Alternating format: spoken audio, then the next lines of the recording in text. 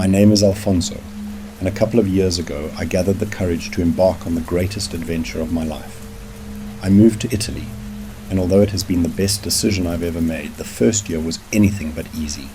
In fact, it was the most terrifying year of my life. First, a bit of context. My grandfather was an Italian immigrant, and my father, his only son, took care of all the necessary paperwork so that he, my siblings and I could have dual citizenship. When I was little, that information didn't mean much to me, but when I turned 15, my parents managed to save some money and were able to pay for a trip to Italy for the whole family, including my grandfather. It was incredible, and I saw a joy and energy in my grandfather that I didn't know he had. I fell in love with Italy immediately and became obsessed with moving here to live. I started studying Italian on my own and practiced with my grandfather almost every day. Everyone thought my desire to emigrate would fade with time, even though they saw that after several years my Italian was quite fluent. That's why it's a bit funny that they were surprised when, as soon as I graduated from university, I took my savings and started looking for rental prices and jobs in Italy. Having citizenship made everything much easier, although my lack of work experience and my brilliant degree in art history significantly limited my options. However, I quickly noticed that in rural areas, finding cheap rentals and jobs was much easier. It wasn't bad while I was getting settled, and I finally took my flight to Italy. I arrived in Rome and then took a bus that brought me to the place where I would live, a tiny Tuscan village called Valpiana. There I met my new landlord, a very kind man in his 40s. He took me to the house, located at the southern edge of the village. It was small but cozy, with a distinctly old-fashioned air. It had a single bedroom, a bathroom off the living room, a small kitchen, and a dining area. I liked it immediately, and it had internet, water, and all the services I needed. This was my new home. The man didn't give me any warnings or make any comments about anything else. He handed me the keys and said he'd come by on the second day of the next month to collect the rent. I busied myself with unpacking and settling into my new home. It wasn't even 9 o'clock when I had already fallen asleep. A few days later, I started working in Valpiana's industrial area in a factory where marble and granite slabs were cut. It was a noisy place and the work was exhausting, but I was happy. I felt like everything I was doing had a purpose, and I had no idea that many strange things were about to begin. One night I came home from work. It was 8 o'clock and I urgently needed to shower. I rushed into the house and jumped into the shower to wash off all the grit from cutting the slabs. I dried off, and when I walked out into the living room wrapped in a towel, I saw a dark silhouette standing in the dining area. An old woman turned around and looked at me with a toothless smile. I froze and didn't say anything until she asked me, in perfect Italian, "Where is Luca?" I racked my brain, but no, the landlord's name wasn't Luca, as far as I knew. Maybe it was his middle name. I assumed so. I told her that he was now renting to me, and she stood still, asking, "When will Luca return?" I replied that he'd be back the following month. She immediately turned her back and walked out the door without giving me a chance to ask her anything. I ran to my room to put on a shirt and pants, but when I went out the front door, she was gone. All I saw were the shadowy, nearly empty streets of Valpiana at that hour. I thought about calling the landlord to tell him what had happened. Maybe it was his grandmother who didn't know he was renting the place out, or a neighbor, but I dismissed it as unimportant. I assumed it was my mistake for rushing in and not locking the door. Besides, I didn't want to bother him with something so minor, so I forgot about it. The next morning I called my family and left my house to go to work. I was on my way to the main street to catch the bus when something caught my eye out of the corner of my vision. In a nearby alley there was the old woman from the night before, wearing a black veil and a dark dress, similar to the one from the previous night. I felt a lot of pity for her. Maybe she was homeless. I waved at her and she waved back, even saying something to me, but I didn't hear her and kept walking. When I returned home that night, I looked toward the same alley to see if she was there, but I only saw darkness. I thought she must have gone home and went inside my house. I did my routine, showered, prepared my lunch for the next day, and sat down to watch videos on my social media. Around 11, I started dozing off, and just as I closed my eyes, the sound of the doorbell woke me up. I got it up as quickly as I could and looked outside, but there was no one in the street. I waited a few seconds behind the door, but no one rang again. I went back to sleep, and around 3 in the morning, the doorbell rang again. I jumped up, thinking it might be an emergency, opened the door quickly, and again, there was no one there. But I did see someone. About 20 meters down the street stood the old lady with the veil and black dress. I asked her in the calmest tone possible if she had rung the bell or if she saw who did, but she just shook her head and slipped into an alley. Up until that moment, I hadn't made friends with any of the neighbors. Most of them were elderly with kind faces, but it was clear none of them wanted to be bothered, especially not by the questions of a strange young man who had just moved in a few days ago. I had no one to ask about the old woman, but it was starting to make me uncomfortable. This episode repeated itself for several weeks, at different times. Sometimes I managed to see her hide, and I soon realized that for someone who looked to be 80 or 90 years old, she was very agile. One night I even stayed on guard by the door, waiting for the bell to ring. And it did. I opened the door immediately. No one, just her, watching me from a distance, poorly hidden behind a fence near the community garden. That was the last straw. The next night, when I returned from work, I walked slowly down the street, hoping to spot her in the alleys, but I couldn't make out anything. I must have looked pretty strange, and a neighbor pointed it out. She asked what I was doing. She was a relatively young woman, so I joked, saying, "I'm looking for ghosts." I thought she'd laugh with me, but she only gave me a kind smile and stood up from her porch seat to whisper, "Be careful what you're looking for. This village is very old, and there's more than one spirit wandering around here." I asked her if she was one, and she burst out laughing. That's how I met Lysandra, the bakery manager and my first friend in Italy. I stayed talking with her for a while, discussing things like work and where we lived, but before we parted she asked me seriously what I was doing walking so slowly and looking around everywhere. I told her I was looking for a short, chubby old lady with a black veil. I hadn't even finished speaking when I saw her expression change. I asked, "What's wrong?" And she only replied, "Paulina has taken a liking to you." I asked what she meant, and though she was about to answer, she suddenly looked at the dark street and changed the subject. She told me she'd explain on Saturday that I should stop by the bakery and she'd tell me about Paulina. Now I understand she was just trying to spare me a sleepless night. It didn't work, but I appreciate that she tried. That night I went home, went through my routine, happy to have finally met someone from the village, and locked myself in my room to relax for a bit when once again the doorbell made me jump. As usual, there was no one at the door. It wasn't anything new, so I went back to my room, but I noticed the window was open. I hadn't left it like that. I closed it immediately and got very anxious, checking under the bed, in the closet, and in the bathroom, but I found no one. I was nervous, and falling asleep wasn't easy, but I eventually managed. I estimate I slept for about 2 hours, though it felt like an instant. Suddenly, I woke up in the dark, paralyzed with fear as I saw the old lady Paulina asking me, in a much less friendly tone than the day before, "Where is Luca?" I was horrified. What was that woman doing in my room? And out of the corner of my eye, I noticed the window was closed. How had she gotten in? I started to panic as she got closer to me, repeating, "Where is Luca?" And then I woke up, startled by the sound of the doorbell, which made me jump out of bed in the middle of the darkness. I ran to the light switch and looked around. No one was there. I checked the window again, but the lock was in place and the street behind my house was empty. To say I was scared is an understatement, and I didn't want to go to the door, but the bell rang again and I dared to go to the entrance. I opened it slowly, and once again the cold, empty streets of Valpiana greeted me. I didn't see anyone. I stepped outside and saw her, staring at me from an alley down the street, hidden behind a wall. I gathered my courage, walked down the street, and followed her into the alley with my house key in hand, but when I turned the corner she was gone. I ran to the end of the alley and saw her again, face to face, with her toothless smile and grandmotherly appearance, but with a malevolent aura around her, as if I shouldn't be there, chasing her. I blinked, and in that instant she vanished. I ran back to my house, locked the door and all the windows. At that point I still thought there was something natural about it all. Well, actually, I was in a panic. I lay in bed with the light on and waited for dawn. Fortunately, the next day was Friday. We worked until 4 in the afternoon, and I got home early. I took a quick shower and went out again. I didn't want to stay there. I went to Lysandra's bakery.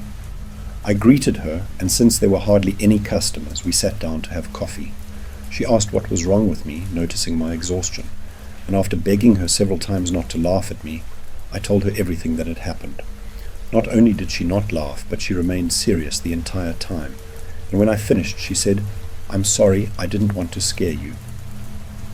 That's Paulina's ghost. At that point, I was ready to believe anything she told me. After what I experienced the night before, there was no room for skepticism. I asked her who Paulina was, and she told me her story. Paulina was a very sweet old lady who lived in Valpiana in the early 1800s. She was kind and had a son she adored named Luca. He worked in iron foundries in the industrial area, leaving early and returning late at night, until one day he didn't return. Luca died in an accident at the foundry, and his mother couldn't bear the pain and died shortly after. Since then, Paulina's spirit has been wandering the village, though she doesn't usually bother anyone. Sometimes she's seen wandering the alleys as if looking for someone. When I asked Lysandra why she was bothering me, she said maybe I resembled Luca, though that was just her hypothesis. In the end, I found out why Paulina was bothering me and asking where Luca was, but I couldn't shake her off so easily until I moved to Florence a year later. I think this story is already quite long, but I have many terrifying anecdotes from that year if you're interested. Thanks for reading. Good night. My name is Enrique, and I was born in the state of Jalisco. From a young age, I helped my parents with some small plots of land we had, and after I graduated, I took over working the fields with my dad. I learned a lot, and we were doing relatively well, but when my mom was diagnosed with lung cancer, we had to sell the land to pay for her treatment. We moved to my uncle Jacinto's house, who had moved to another country a long time ago, and it was he who convinced me to go work with him. One day, while we were talking on the phone, he assured me that in Australia, where he lived, you could earn good money working in the fields. He asked if I knew how to drive off-road vehicles, trucks, motorcycles and such. I told him yes, and he said he'd help me get to Australia. He paid for my ticket and arranged for the company he worked for to sponsor me, so they gave me a work visa, and in less than a month, I was on a plane to Brisbane, on the east coast of Australia. The company we worked for had a ton of workers on its payroll, and the deal was simple. If a farm needed help, they'd contact the company, and they'd send a few of us depending on what was needed. If it was herding cattle, we herded cattle. If it was chopping wood, we chopped wood. Whatever needed to be done, we did it. The truth is, at first, it was a bit hard for me to adapt because I didn't know much English. And Australians have a really weird accent, but I got used to it pretty quickly. What they lack in their odd accent, they make up for in kindness. And besides, the pay was good, and by the second month, I was already sending enough money to my parents. Now, I doubt anyone doesn't know this, but Australia has a reputation for having very diverse and strange, not to say dangerous, wildlife. Well, I assure you that reputation is well earned. While working on a farm in Queensland, I saw venomous snakes, scorpions the size of my hand, crocodiles, kangaroos, lizards as long as my arm. Even the cattle were dangerous because they're semi-wild. They graze freely across those massive lands with almost no intervention from the owners, so when it was time to work with the cattle, we'd get on off-road vehicles and have to wrestle with them to herd them.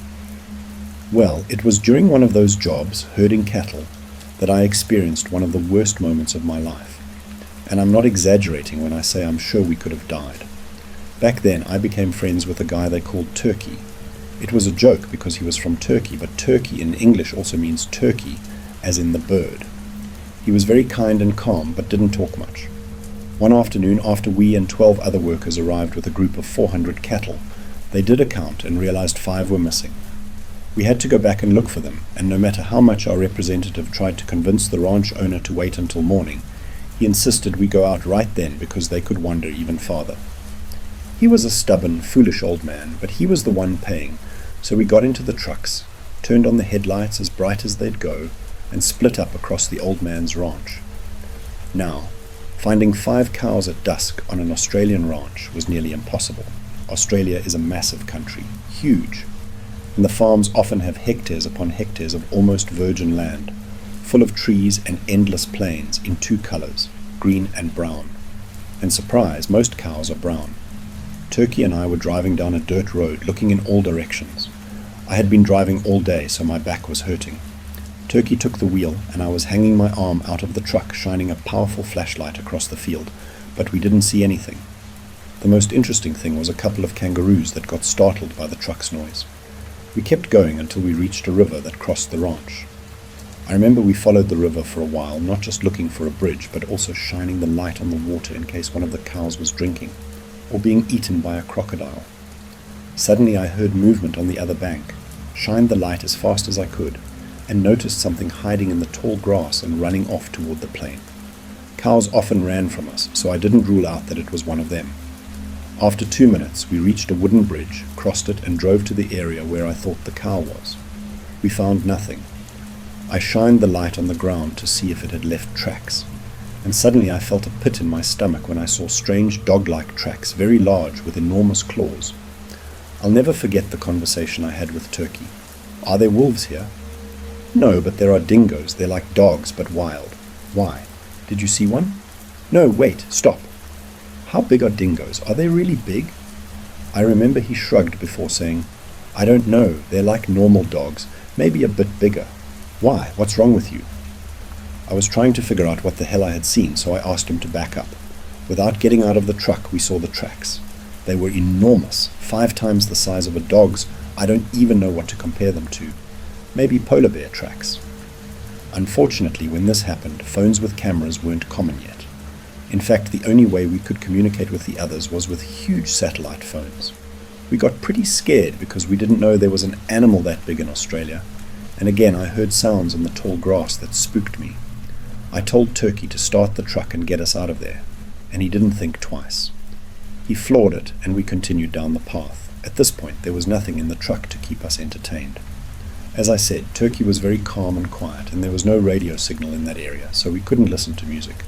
All we could hear was the whistle of the wind and the natural sounds of the Queensland plain at night. That calm saved our lives. Suddenly, Turkey and I heard panting. I know it was at the same time because we both turned to look at each other simultaneously, as if we thought the sound might be some kind of joke. Also, a coppery smell hit my nose, and I was about to say something to my companion when I felt a sudden acceleration and saw Turkey slam on the gas. I looked in the rear view mirror, and a massive animal was chasing the truck. I turned in my seat and shined the flashlight on it. It had huge yellow eyes and large ears. It looked like a wolf, but with very short orange fur and fibrous muscles. It was a creature over 2 meters tall, running behind us, growling and panting as it tried to catch up. Its mouth was full of yellow teeth and black gums, drooling disgusting foam. I was yelling at Turkey not to brake, that it was right behind us, practically on top of us. It was clear it had been stalking us and got very close before we saw it. I didn't realize we were already going 80 kilometers per hour. How could that damned animal keep up with us? At one point I thought about calling on the phone, grabbed the satellite phone from the back seat, but I was too scared to dial, and the truck was bouncing too much. The phone kept slipping from my hands, or I'd hit the wrong number. It must have chased us for 5 minutes, and I don't know how Turkey kept the truck from flipping or getting stuck in one of the road's potholes, but God bless his nerves of steel. The beast seemed tireless, and at some point our only hope of losing it seemed to be reaching the ranch buildings. We got to a bridge a couple of kilometers up, and as soon as we crossed it, the beast just stopped. I shined the light on it again as we drove away, and I'm not ashamed to admit I almost wet myself. In that moment, when I looked into its eyes, I understood that animal wasn't natural. Not just because it managed to chase us for 5 minutes, but because in its gaze, I saw something no predator has: hatred. I think I need to explain. When a lion or a pack of wolves loses its prey, they might feel frustration or sadness, but hatred isn't something that should cross their minds. A tiger doesn't hate a boar for escaping, but in that creature's eyes I felt deep resentment as it watched our truck drive away, and I saw its glowing yellow eyes disappear. Turkey and I barely said anything, and he only stopped when we reached the ranch. Our companions had found 3 of the 5 missing cows. When they saw how anxious we were, they asked what was wrong. We said nothing, but it was obvious we were lying, so we told them the truth. They didn't seem surprised, though I think it was because they just thought we were exaggerating.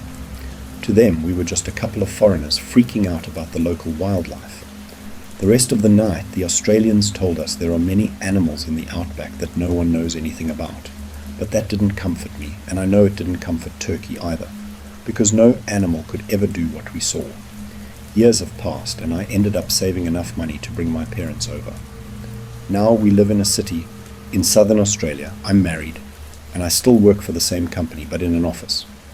I'm doing well, but sometimes I remember what I saw, and I can't help but wonder what would have happened if that damned truck had broken down, or if Turkey had braked for a second.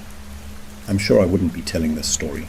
By the way, the 2 remaining cows were found dead 30 kilometers into the ranch. They said they were hunted by 2 packs of dingoes, but I'm not so sure.